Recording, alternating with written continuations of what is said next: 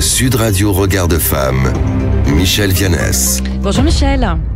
Bonjour Laurence. Alors, on continue votre série d'été d'hommage au féminin. Et ce matin, vous vouliez nous parler de Sophie Germain. C'est une mathématicienne, autodidacte de génie, en tout cas pour vous. On est quoi là, au 18e, 19e siècle ? C'est ça, tout à fait, la fin de la période de la Révolution et le début du 19e. Donc Sophie Germain, c'est une mathématicienne, physicienne et philosophe française du 19e siècle. Elle est connue justement pour un théorème d'arithmétique qui porte son nom et pour ses travaux sur l'élasticité des corps. Alors elle est née en 1776 dans une famille bourgeoise qui était aisée et cultivée. Son père est très ouvert aux idées des Lumières et aux sciences et il a d'ailleurs été élu député au tiers-état et il va siéger à l'Assemblée constituante en 1789.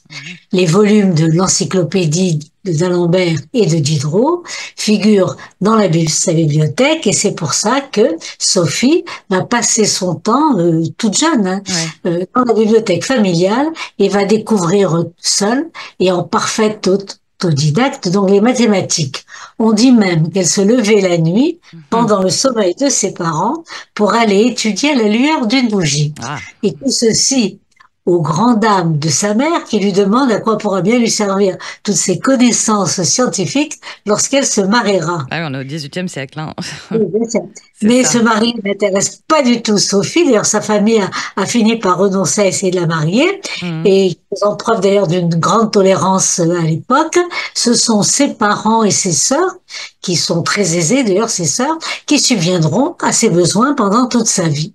Et donc, elle préfère, quant à elle, se réfugier dans les livres et d'ailleurs apprendre toute seule, là aussi, le latin, la langue scientifique de l'époque, d'autant plus que c'est la période de la Révolution, de la Terreur, et qu'elle sort peu à son domicile.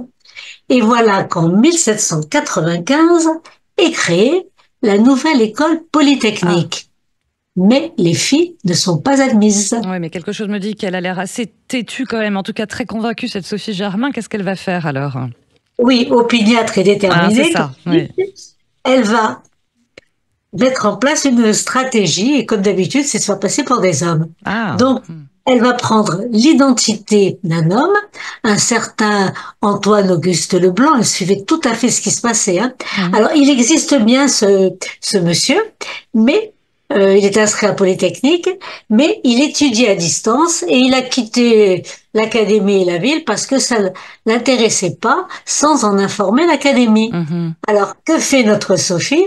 Eh bien, elle se débrouille donc pour que l'administration de Polytechnique lui fasse parvenir les notes des cours et des devoirs qui étaient prévus pour cet étudiant, sans que l'académie ne s'en aperçoive. Et chaque semaine, donc Sophie Germain étudie depuis chez elle les cours de Polytechnique et renvoie les devoirs, en particulier au mathématicien Lagrange, et en signant bien sûr du nom de Leblanc. Ce fameux professeur Lagrange, il est si impressionné par le talent de cet élève qu'il va lui proposer de la rencontrer.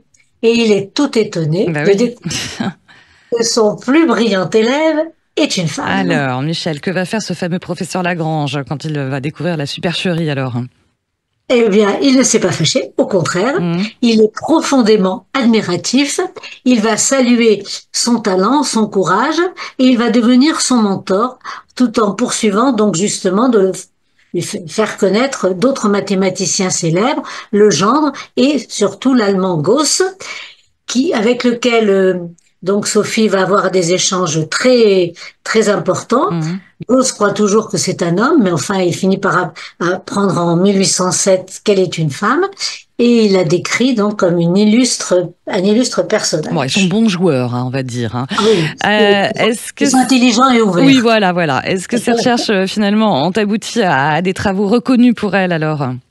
Oui, alors elle va présenter plusieurs mémoires à l'Académie des sciences, en particulier sur l'élasticité des corps, et en 1816, elle est la première femme à remporter un prix de l'Académie, ce qui lui permet d'assister à ces séances, sur son seul mérite. Mais le fait d'être une femme reste un frein, et elle ne peut pas être éligible à l'académie. Mhm. Par contre, ce qui est important pour la suite, c'est que sa contribution, donc justement, aux mathématiques et à la physique, c'est ce qui a permis à la construction de la Tour Eiffel en Ah particulier. oui, quand même. Parce que sans Ouais. les fondations mathématiques qu'elle avait établies, on n'aurait jamais pu travailler sur l'élasticité des métaux.